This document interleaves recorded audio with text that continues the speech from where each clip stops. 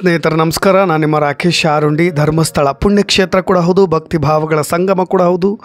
ಈ ಜಾಗಕ್ಕೆ ಅಂಟಿಕೊಂಡಿರೋ ಕಳಂಕ ಸದ್ಯದ ಮಟ್ಟಿಗೆ ತೊಡೆಯಬೇಕಂದ್ರೆ ಸದ್ಯ ಇದಕ್ಕೆ ಅಂಟಿಕೊಂಡಂಥ ಕಪ್ಪು ಚುಕ್ಕೆ ಜೊತೆಗೆ ಈ ಆರೋಪಗಳ ಕಳಂಕದಿಂದ ಮುಕ್ತಿ ಪಡೆಯಬೇಕು. ಆದರೆ ಭೀಮ ಮಾತ್ರ ವೆರಿ ಕಾನ್ಫಿಡೆಂಟ್ ಆಗಿದ್ದಾನೆ. 100ಕ್ಕೆ 100ರಷ್ಟು ಸತ್ಯವನ್ನೇ ಹೇಳ್ತಾ ಇದ್ದೀನಿ ಅಂತಾನೆ.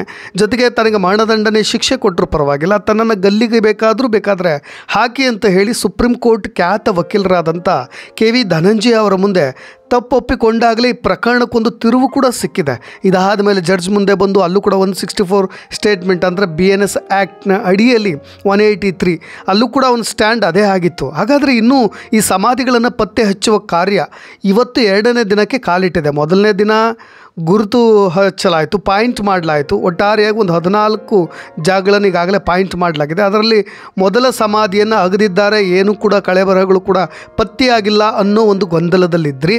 ಆದರೆ ಇದೀಗ ಅದಕ್ಕೂ ಕೂಡ ಒಂದು ರೋಚಕ ಮಾಹಿತಿ, ಸ್ಫೋಟಕ ಮಾಹಿತಿ ದೊರಕ್ತಾ ಇರೋದು. ಸ್ನೇಹಿತರೆ, ಇಲ್ಲಿಯವರೆಗೂ ಕೂಡ ಒಂದೇ ಒಂದು ಸಮಾಧಿ ತೆಗೆದಿದ್ದಾರೆ, ಅದು ಕೂಡ ಐಸೋಲೇಟೆಡ್ ಸಮಾಧಿ. ಅಂದರೆ ಪಾಯಿಂಟ್ ಮಾಡಿರೋ ಜಾಗದಲ್ಲಿ ಹೂತಿರ್ತಕ್ಕಂಥದ್ದು ಕೇವಲ ಒಬ್ಬರನ್ನೇ ಅಂತ.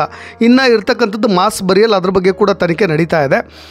ಆದರೆ ಅಸಲಿಗೆ ಇದೀಗ SIT ತನಿಖೆಗಳ ಮೂಲಗಳ ಪ್ರಕಾರ ಮೊದಲ ಸ್ಥಾನದಲ್ಲಿ ಮೊದಲ ಪಾಯಿಂಟ್ನಲ್ಲಿ ಕೆಂಪು ರವಿಕೆ ATM card, PAN card, bag ಪತ್ತೆಯಾಗಿದೆ ಅನ್ನೋ ಸ್ಫೋಟಕ ಮಾಹಿತಿಗಳು ಲಭ್ಯವಾಗ್ತಾ ಇವೆ. ಸ್ನೇಹಿತರೆ, ನಿನ್ನೆ ಇದೇ ಒಗೆಯುವ ಸಮಯದಲ್ಲಿ ಏಕಾಏಕಿಯಾಗಿ ಅನುಚೇತ್ ಅವರು ದಿಢೀರ್ ಎಂಟ್ರಿ ಕೊಟ್ಟರು. ಎಲ್ಲರೂ ಕೂಡ ಟೆನ್ಷನ್ನಲ್ಲಿದ್ದರು, JCB ತರಿಸಿದ್ರು. ಅದಾದಮೇಲೆ ಸ್ವಲ್ಪ ಮಾತುಕತೆ ಕೂಡ ಆಯಿತು ಭೀಮನೊಂದಿಗೆ ಅನುಚೇತ್ ಅವರು ಅನ್ನೋ ಮಾತುಗಳು ಕೂಡ ಕೇಳಿಬಂದವು. ಇವೆಲ್ಲವೂ ಕೂಡ ಇದೀಗ ಪುಷ್ಟಿ ನೀಡ್ತಾ ಇವೆ. ಹಾಗಾದರೆ ಈ ಕೆಂಪು ರವಿಕೆ ATM ಕಾರ್ಡ್ ಸಿಕ್ಕ ಮೇಲೆಯೇ ಏಕಾಏಕಿಯಾಗಿ ದಿಢೀರ್ ಧಾವಿಸಿಬಿಟ್ರ ಅನುಚೇತ್ ಅವರು, ಏನಿದು ಬೆಳವಣಿಗೆ ಅಂತ. ಅದಾದಮೇಲೆ JCB ತರಿಸುವ ಕೆಲಸವನ್ನು ಕೂಡ ಅವರು ಮಾಡಿದ್ರ ಅಂತ. ಆದರೆ ಇಲ್ಲಿ ಗೊತ್ತಾಗಬೇಕಾಗಿರೋದು ಅಸಲಿಗೆ ಈ ಪಾನ್ ಕಾರ್ಡ್, ATM ಕಾರ್ಡ್ನಲ್ಲಿರ್ತಕ್ಕಂಥ ಹೆಸರುಗಳು ಕೂಡ ಈ ಮಿಸ್ಸಿಂಗ್ ಲಿಸ್ಟ್ನಲ್ಲಿ ಇರೋದು ನಿಖರವಾಗಿ ಅವ್ರಿಗೆ ಸಂಬಂಧಪಟ್ಟಿದೆಯಾ, ಅಥವಾ ಅವರು ಒಂದೇನಾ, ಅಥವಾ ಇದೇನಾದರೂ ಡಬಲ್ ಆಗಿದೆಯಾ ಹೆಸರುಗಳು, ಆ ಥರದ ಸತ್ಯಾಂಶಗಳನ್ನು ತಾಳೆ ಹಾಕಿ ನೋಡಬೇಕಾಗಿದೆ. ಇನ್ನೊಂದು, ಈ ಕೇಸ್ನಲ್ಲಿ ಲಭ್ಯವಾದಂಥ ಅಚ್ಚರಿ ಬೆಳವಣಿಗೆಗಳು ಅಂದರೆ ಇದು ತಪ್ಪಾಗಲಿಕ್ಕಿಲ್ಲ. ಇಲ್ಲಿಯವರೆಗಿನ ಬೆಳವಣಿಗೆಗಳಲ್ಲಿ ಇದೊಂದು ಅಚ್ಚರಿಯ ಬೆಳವಣಿಗೆ ಅಂದರೆ ತಪ್ಪಾಗೋದಿಲ್ಲ. ಸ್ನೇಹಿತರೆ, ಇನ್ನೂ ಇಂಟ್ರೆಸ್ಟಿಂಗ್ ವಿಷಯಗಳನ್ನು ನಿಮ್ಮ ಮುಂದೆ ಹಂಚಿಕೊಳ್ಳಲೇಬೇಕು.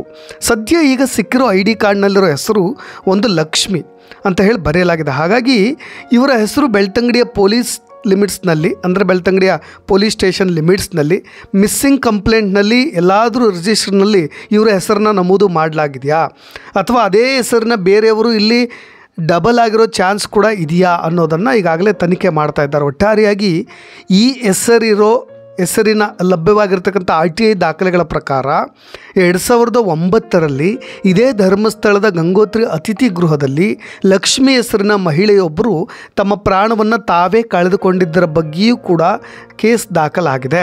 ಹಾಗಾಗಿ ಈಗ ಸಿಕ್ಕಿರೋ ಈ ID ಕಾರ್ಡ್ಗೂ ಈ ಕೇಸ್ಗೂ ಏನಾದರೂ ನಂಟಿದೆಯಾ, ಆ ಮಹಿಳೆಯನ್ನೇ ಇಲ್ಲಿ ತಂದು ಹೂಳಲಾಗಿದೆಯಾ, ಅದನ್ನು ಇದೇ ಭೀಮ ಹೂತಿದ್ನಾ ಅನ್ನೋ ಅನುಮಾನಗಳು ಶುರುವಾಗಿರೋದು. ಈ ನಿಟ್ಟಿನಲ್ಲಿಯೂ ಕೂಡ SIT ತನಿಖೆ ನಡೆಸ್ತಾ ಇದೆ. ಧರ್ಮಸ್ಥಳ ಸಾಮೂಹಿಕ ಅಂತ್ಯಕ್ರಿಯೆ ಪ್ರಕರಣದ ತನಿಖೆ ನಡೆಸ್ತಾ ಇರ್ತಕ್ಕಂಥ SIT ಮಂಗಳವಾರ ಅಗಿದ ಮೊದಲ ಸ್ಥಳದಲ್ಲಿ ಹರಿದ ಕೆಂಪು ರವಿಕೆ, ಸ್ವಯಂ ಚಾಲಿತ ಟೆಲ್ಲರ್ ಮಿಷಿನ್ ಅಂದರೆ ATM ಕಾರ್ಡ್, ಪ್ಯಾನ್ ಕಾರ್ಡ್ ಮತ್ತು ಬ್ಯಾಗ್ ಇತರ ಸಾಮಗ್ರಿಗಳನ್ನು ಈಗ ಶೇಖರಣೆ ಮಾಡ್ಕೊಂಬಿಟ್ಟಿದೆ, ಸೀಸ್ ಕೂಡ ಮಾಡ್ಕೊಂಬಿಟ್ಟಿದೆ. ಅದಕ್ಕೆ ಸೀಲ್ ಮಾಡಿ ಸಂರಕ್ಷಣೆ ಕೂಡ ಮಾಡಲಾಗ್ತಾ ಇದೆ. ಮೂಲಗಳು ಹೇಳುವಂತೆ ಸದ್ಯದ ಮಟ್ಟಿಗೆ ಈ ಕೆಂಪು ರವಿಕೆ ಮತ್ತು ಇತರ ವಸ್ತುಗಳು ಆ ಮಣ್ಣನ್ನು ಅಗಿಬೇಕಾದ್ರೆ 2.5 ಅಡಿ ಆಳದಲ್ಲಿ ಕಂಡು ಬಂದುವಂತೆ. ಅದಾದ ಮೇಲೆ ಇನ್ನೊಂದಿಷ್ಟು ಆಳ ತೆಗಿಲೇಬೇಕು ಅಂತ ಡಿಸೈಡ್ ಮಾಡಿ ಅಂತಿಮವಾಗಿ 8 ಅಡಿ ಆಳ 15 ಅಡಿ ಅಗಲ ಅಗದು ಬಿಟ್ರಂತೆ. ಒಟ್ಟಾರೆಯಾಗಿ ಈ ಕಾರ್ಡ್ಗಲ್ಲಿ ಇರ್ತಕ್ಕಂಥದ್ದು ಲಕ್ಷ್ಮಿ ಅನ್ನೋ ಹೆಸರು. ಅಗಿಲಿಕ್ಕೆ ಶುರು ಮಾಡಿದ ನಂತರ ಬಹಳಷ್ಟು ಸಂಶೋಧನೆಗಳು ಕೂಡ ಬೇರೆ ಥರದ ಕಥೆಗಳನ್ನೇ ಹೇಳಲಿಕ್ಕೆ ಶುರು ಮಾಡಿಬಿಟ್ಟಿದೆ. ಯಾಕೆಂದರೆ ಇದು ಮಾನವ ಅಸ್ಥಿಪಂಜರದ ಅವಶೇಷಗಳೇನಾದರೂ ಸಿಕ್ಕಿಬಿಟ್ರೆ ಈ ಕಾರ್ಡ್ಗೆ ಅದನ್ನು ಕಂಪೇರ್ ಮಾಡು ಕೂಡ ನೋಡಲಾಗ್ತಾ ಇತ್ತು. ಒಟ್ಟಾರೆಯಾಗಿ 2001ರಿಂದ 2012ರ ನಡುವೆ ಧರ್ಮಸ್ಥಳ ಆಗಿರ್ಬೋದು, ಅದರ ಸುತ್ತಮುತ್ತ ನಡೆದಂಥ ಪ್ರತಿಯೊಂದು ಈ ಹತ್ಯಾ ಪ್ರಕರಣಗಳು, ಅವರೇ ತಮ್ಮ ಪ್ರಾಣವನ್ನು ತಾವೇ ಕಳೆದುಕೊಂಡು ಬಿಟ್ಟಿದ್ರೆ, ಬೇರೆ ಕಡೆಯಿಂದ ಬಂದು ಇಲ್ಲಿ ಪ್ರಾಣವನ್ನು ಕಳೆದುಕೊಂಡಿದ್ರೆ, ಎಲ್ಲ ಕೇಸ್ಗಳನ್ನು ಕೂಡ ಈಗಾಗಲೇ RTI ದಾಖಲೆ ಪಟ್ಟಿ ಮಾಡಿದೆ. ಈ ದಾಖಲೆಗಳನ್ನು ಕಂಪೇರ್ ಮಾಡಿ ಈಗಾಗಲೇ ಬೆಳ್ತಂಗಡಿಯ ಪೊಲೀಸ್ ಠಾಣೆಯಲ್ಲೂ ಕೂಡ ಈಗಾಗಲೇ ಕೆಲಸವನ್ನು ಶುರು ಮಾಡ್ಕೊಂಡ್ಬಿಟ್ಟಿದ್ದಾರೆ. ಒಟ್ಟಾರೆಯಾಗಿ ಇದು ಕಾಕತಾಳೀಯ ಅಂತಲೂ ಅನ್ನಿಸಬಹುದು, ಅಥವಾ ಈ ಪ್ರಕರಣಕ್ಕೆ ನೇರವಾಗೂ ಕೂಡ ಸಂಬಂಧಿಸದೇ ಇರಬಹುದು. ಒಟ್ಟಾರೆಯಾಗಿ SITಯ ಹಿರಿಯ ಮೂಲಗಳು ಇದನ್ನು ಖಾತ್ರಿಪಡಿಸ್ತಾ ಇದ್ದಾವೆ. ಸಹಾಯಕ ಆಯುಕ್ತರು ಈಗ ಬಹಳಷ್ಟು ಇವನ್ನೆಲ್ಲವನ್ನು ಕೂಡ ಈ ಒಂದು ಆವಿಷ್ಕಾರದ ಪ್ರಕರಣದಲ್ಲಿ ಅವರು ಕೂಡ ಪಾಲ್ದಾರರಾಗಬೇಕಾಗುತ್ತೆ. ಅರಣ್ಯ ಇಲಾಖೆಯವರಿದ್ದಾರೆ, ಕಂದಾಯ ಇಲಾಖೆಯವರಿದ್ದಾರೆ, ಜೊತೆಗೆ ಪಂಚಾಯಿತಿ ಕಡೆಯಿಂದ ಎಲ್ಲೆಲ್ಲೆಲ್ಲ ಇಲ್ಲಿ ಹೂಳೆತ್ತಿಸಿ ನಾವು ಅಲ್ಲಿ ಅಗಿಯಲಾಗಿತ್ತು ಅದಕ್ಕೆ ಏನೆಲ್ಲ ದಾಖಲೆಗಳಿದೆ, ಲಕ್ಷ್ಮಿ ಅನ್ನೋ ಹೆಸರಿನ ಮಹಿಳೆಯೂ ಕೂಡ ಆಗಿರ್ಬೋದು, ಇದರಲ್ಲೂ ಕೂಡ ಸೇರಿಕೊಳ್ತಾರೆ. ಎಲ್ಲವನ್ನೂ ಕೂಡ ಈಗ ಈ ತನಿಖೆಯ ಹಾದಿಯಲ್ಲಿ ವಿಚಾರಣೆ ಮಾಡಲಾಗ್ತಾ ಇರೋದು.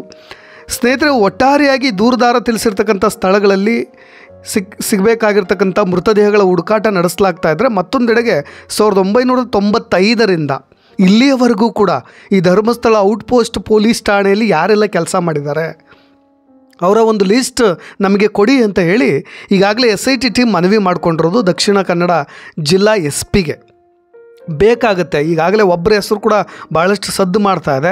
ಒಬ್ಬ ನಿವೃತ್ತ ಪೊಲೀಸ್ ಅಧಿಕಾರಿ ಭೀಮನ್ ಜೊತೆ ಈ ಥರದ ಕೃತ್ಯಗಳಲ್ಲಿ ಸಹಕಾರ ಮಾಡ್ತಾ ಇದ್ದಂತೆ ಅನ್ನೋ ಮಾಹಿತಿಗಳು ಕೂಡ ಲಭ್ಯವಾಗ್ತಾ ಇರೋದು. ಹಾಗಾಗಿ ಆ ನಿವೃತ್ತ ಪೊಲೀಸ್ ಅಧಿಕಾರಿ ಯಾರು, ಏನೆಲ್ಲ ಕೃತ್ಯಗಳ ಮಾಡಲಿಕ್ಕೆ ಆತನ ಸಹಕಾರವನ್ನು ಭೀಮ ಪಡೆದಿದ್ದ, ಆತನ ಹಿನ್ನೆಲೆ ಏನು, ಎಲ್ಲಿಂದ ಎಲ್ಲಿಯವರೆಗೂ ಕೂಡ ಆತ ಸರ್ವಿಸ್ ಮಾಡಿದ್ದ, ಹೀಗಾಗಿ ಯಾರೆಲ್ಲ ಈ ಕೃತ್ಯದ ಹಿಂದೆ ಶಾಮೀಲಾಗಿರಬಹುದು ಅನ್ನೋ ಆಯಾಮದಲ್ಲೂ ಕೂಡ ಈಗ ತನಿಖೆ ನಡೆಸಲಾಗ್ತಾ ಇದೆ. ಒಟ್ಟಾರೆಯಾಗಿ ಕ್ಷಣಕ್ಕೂ ಕೂಡ ರೋಚಕತೆಯನ್ನು ಪಡೆದುಕೊಳ್ತಾ ಇದೆ. ಒಂದು ಕುರುಹು ಪತ್ತೆಗಾಗಿ ಇಡೀ ನೇತ್ರಾವತಿ ನದಿಯಲ್ಲಿ SIT ಅಧಿಕಾರಿಗಳ ಸಮ್ಮುಖದಲ್ಲಿ ಇವತ್ತು ಕೂಡ ಅಗಿಯುವ ಕಾರ್ಯ ನಡೀತಾ ಇದೆ. ಅಲ್ಲಿನ ಸುತ್ತಮುತ್ತಲಿನ ಜನರಿಗೂ ಕೂಡ ಸಾರ್ವಜನಿಕರು ಒಂದು ಕುತೂಹಲ, ಏನಾಗುತ್ತೆ ಏನು ಬಿಡುತ್ತೆ. ಪ್ರತಿನಿತ್ಯವೂ ಕೂಡ ಕಳೆದ 3 ದಿನಗಳಿಂದ ಇವತ್ತಿನ ದಿನವನ್ನು ಸೇರಿಸಿ ತುದಿಗಾಲಿನಲ್ಲಿ ನಿಂತುಬಿಟ್ಟಿದ್ದಾರೆ ಸಾರ್ವಜನಿಕರು. ಅಲ್ಲಿನ ಸಾರ್ವಜನಿಕರು ಆ ಸ್ನಾನಘಟ್ಟ, ನೇತ್ರಾವತಿ ಸ್ನಾನಘಟ್ಟದ ಬಳಿ ದಂಡೆ ಮೇಲೆ ನಿಂತ್ಕೊಂಡು ಆ ಸಾಕ್ಷಿದಾರ ತೋರಿಸ್ತಾ ಇರ್ತಕ್ಕಂಥ ಮೃತದೇಹಗಳನ್ನು ಹಗಿತಾ ಇರ್ತಕ್ಕಂಥ ಜಾಗಗಳಲ್ಲಿ ಏನಾದರೂ ಕುರುಗಳು ಸಿಗಬಹುದಾ ಅಂತೇಳಿ ದಿನವಿಡೀ ಕಾಯ್ತಾ ಇದ್ದಾರೆ.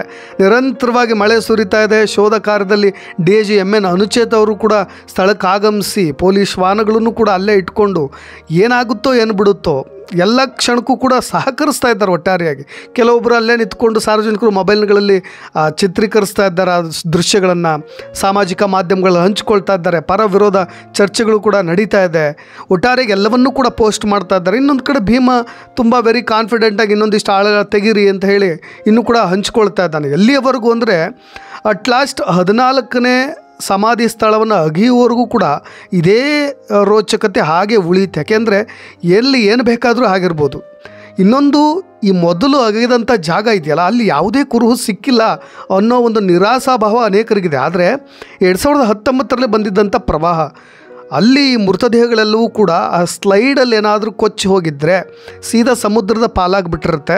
ಇನ್ನು ಕೆಲವರು ಅಲ್ಲಿ ಮೃತದೇಹವನ್ನು ನಿಜಕ್ಕೂ ಹೂತಿದ್ದು ನಿಜಾನ ಸುಳ್ಳ ಅನ್ನೋ ಒಂದು ಸಂದೇಹವನ್ನು ಕೂಡ ಅನೇಕರು ವ್ಯಕ್ತಪಡಿಸ್ತಾ ಇದ್ದಾರೆ. ಒಟ್ಟಾರೆಯಾಗಿ ಧರ್ಮಸ್ಥಳ ಆಸುಪಾಸಿನ ಎಲ್ಲ ಊರುಗಳ ಜನರು ಕೂಡ ಅಲ್ಲಿ ನೆರೆದಿರೋದು. ಸ್ನಾನಘಟ್ಟದ ಅಕ್ಕಪಕ್ಕ ರಸ್ತೆ ಇಕ್ಕೆಲೆಗಳ ಉದ್ದಕ್ಕೂ ಕೂಡ ದ್ವಿಚಕ್ರ ವಾಹನ, ಕಾರುಗಳನ್ನು ನಿಲ್ಲಿಸಿ ಜಾಮಂತರು ಕೂಡ ಆಗಿಬಿಟ್ಟಿದೆ. ಈಗಾಗಲೇ ನೇತ್ರಾವತಿ ಸ್ನಾನಘಟ್ಟದಲ್ಲಿ ಸ್ನಾನ ಮಾಡೋ ಭಕ್ತಾದಿಗಳನ್ನು ಕೂಡ ಅಲ್ಲಿ ಸದ್ಯದ ಮಟ್ಟಿಗೆ ಈಗ ತಡೀತಾ ಇರೋದು.